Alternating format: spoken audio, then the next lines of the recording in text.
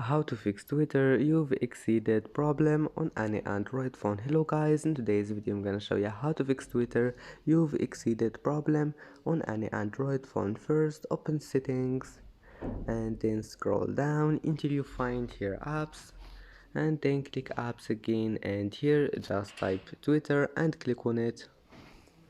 And first thing you need to do here is to click force stop, this one here in the top corner, click on it, and then go to storage, clear cache, and that's it. Now just go back and try again, but if that doesn't fix your problem, just type here messages and click storage and clear cache and force stop it. And after that, just go back, restart your phone and check if there is any update, and just update your Twitter.